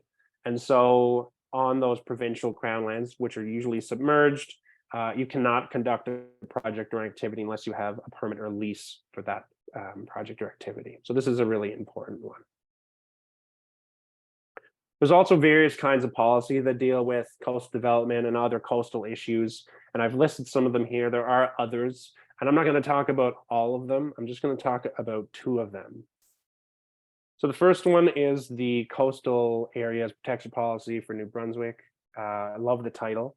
And the primary piece to this is that it creates two protection zones around the coast. So the first protection zone is called Zone A. Again, great description for that. And this applies between the low water mark and the high water mark around the province. So that provincial submerged crown land. It also includes any of the ecosystems that are in that, as well as extends beyond to any kind of dune systems that are attached to that. And in this zone, you're really not allowed to do a whole lot. There's very few activities that are allowed, and they include kind of more minor projects or smaller projects. like activities that are for research or education or habitat management, some erosion control structures, except in salt marshes or other coastal wetlands. And then there is a zone B, and a zone B applies from the edge of that zone A. I actually have maps here I'd forgotten about.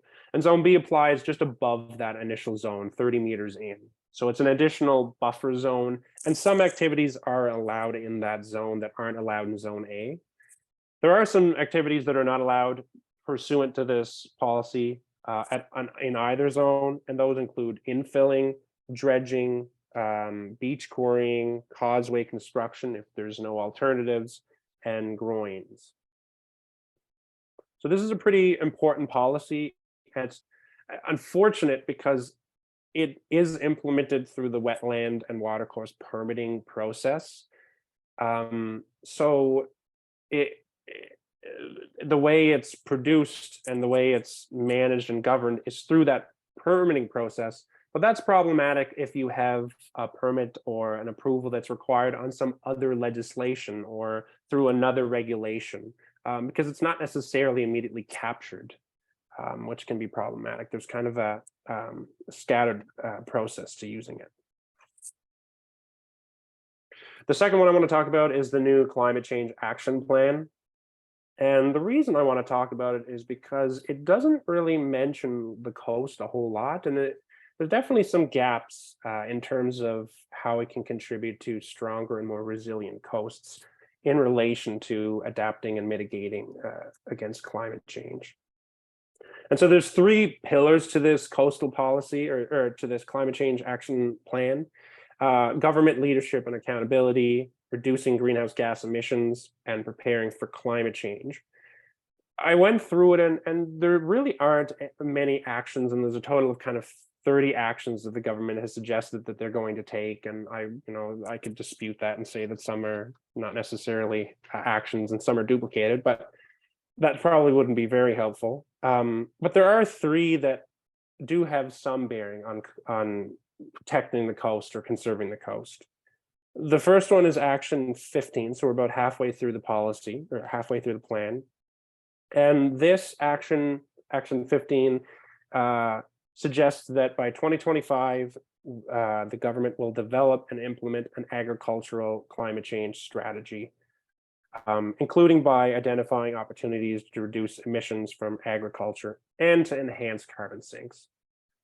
So this potentially applies to the coast, because if you have agriculture going right up to the coast, agriculture occurring in wetlands or in coastal marshes, those activities generally aren't excluded from those areas. They're not prohibited in that coastal zone. So this can be problematic, and there's potential for us and the province to identify those carbon sinks. So for example, those salt marshes, and try to give them more protection than they currently have.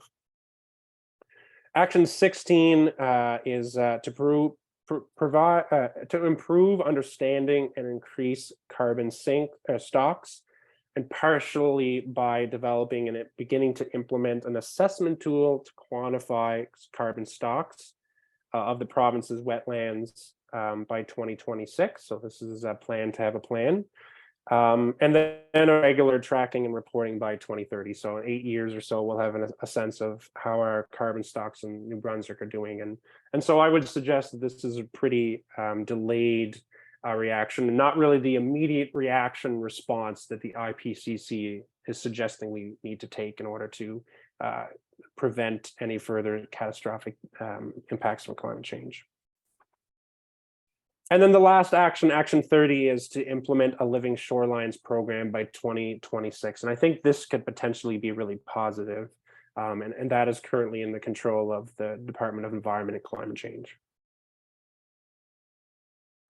And so kind of coming back to my theme about and thinking about environmental and climate change, I guess I would pose the question, do the environmental laws and the policies in New Brunswick that are relevant, do they actually contribute to environmental climate change? So do they help us implement Indigenous rights and make space for Indigenous laws? Well, there's not much mention of Indigenous rights or Indigenous laws in any of those policies or laws. So I would probably say no. Do they help us eliminate environmental racism? Well, probably not. They don't talk about environmental racism. They don't talk about equity. So I would say no. Do they help us address biodiversity loss, climate change, or global pollution? Well, there are some provisions that deal indirectly with climate change, but there's not a great deal that actually, and very strong tools that help us deal with any of these. There's some provisions that, you know, are meant to address some of those things, but there's not really any concrete actions or concrete provisions that do that. Do they help us protect communities that are most vulnerable? And I would say this also applies to future generations. Are there instances where decision-making is meant to help us protect future communities and future generations? So they're not burdened by all of these climate decisions and climate harms that we're doing right now. There isn't much mention of future generations.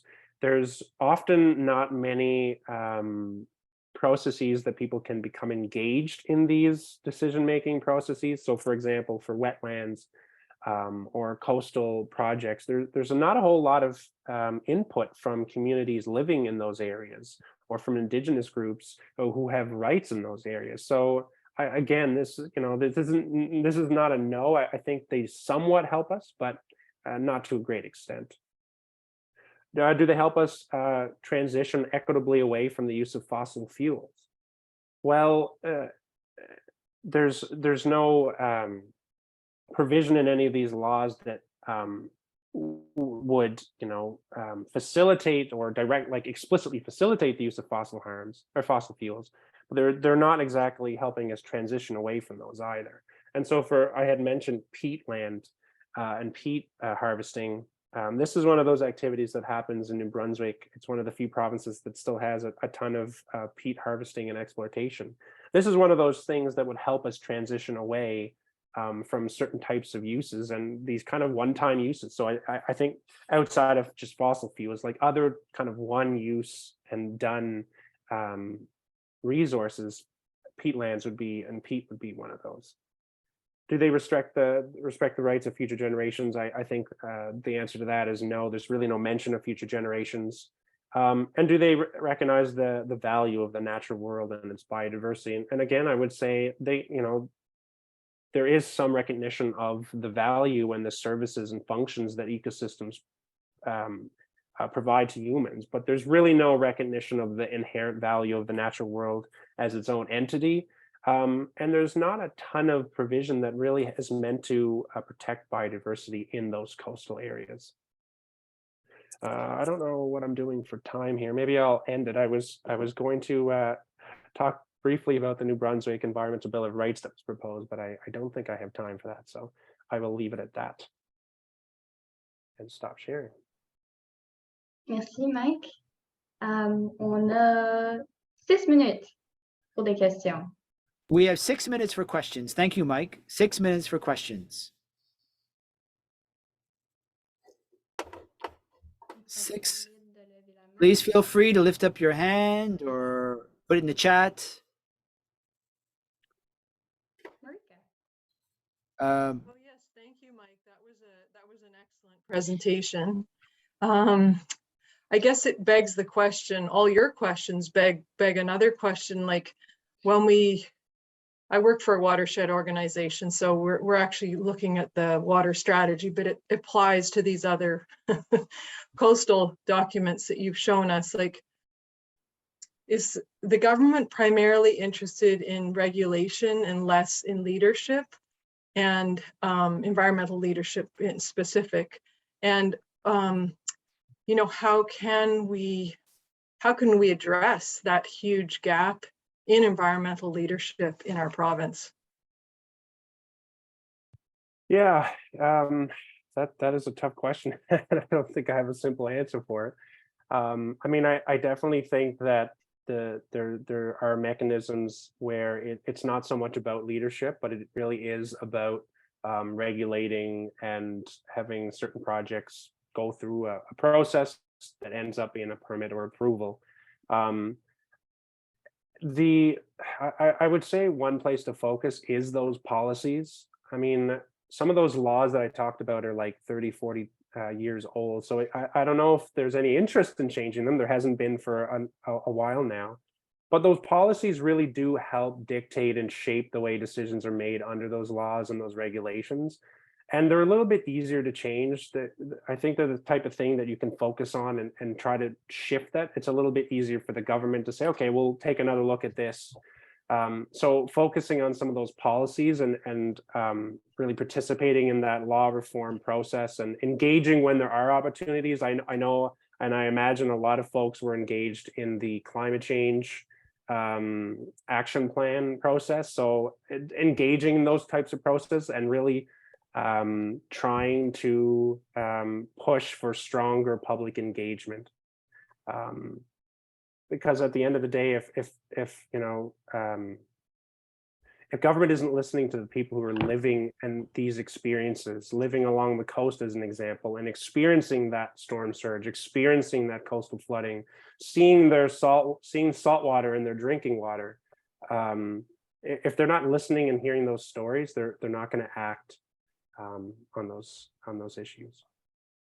And I mean, participate and vote, use your voice, use those tools that you have, I guess there. But yeah. Thank you. The next question is there any protection in mining laws, federal or provincial? Protection in mining laws. There are not many that I know of. I would say that if there's going to be a mine in a coastal area or a quarry, probably the best place that those issues would be addressed are like through the provincial environmental impact assessment or the federal impact assessment, although that generally doesn't happen in New Brunswick. It's usually a provincial process. That'll be likely the best place that you would find some of that. Now, those projects usually undergo a determination review and then they're released, so they're not the best process. In terms of that like smaller approval process, yeah, you would need an approval for water course or wetland alteration.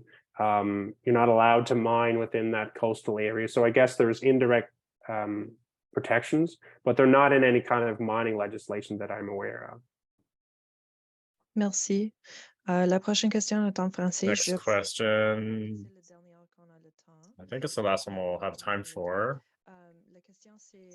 Question is, do you think that the reform in the LCPE will be useful? I think in English it's CEPA/BS5. Yes. Pour la protection des côtes. Would that help with coastal protection? Sorry, and I'm not familiar with that. You're talking about the reform under CEPA, the Federal Canadian Environmental Protection Act there? Yeah, I believe that's what they're talking about. So the Canadian Environmental Protection Act largely applies to toxic substances. So there's a toxic substance list, and there's various substances that are listed in that, and you need an approval if you're going to be using those or selling them, etc. And from what I understand, there's some part of the reform will talk about environmental rights, which would be a step in the right direction. But outside of the application of the act of those toxic substances that are listed, it doesn't usually have very broad application for general projects. So unless a project is using one of those toxic substances, it probably won't have a ton of relevance for like smaller coastal projects, as an example, like a wetland alteration. So in principle, it's really good to see a step towards those recognition of environmental rights, but in practice, probably won't lead to a lot of change.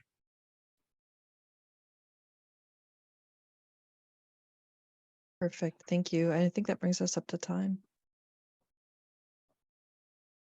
Oui, merci, Mike. Thank you, Mike, so much for your presentation. I hope you'll join us for the rest of the day as well. J'espère que tu vas te joindre à nous pour le reste de la journée.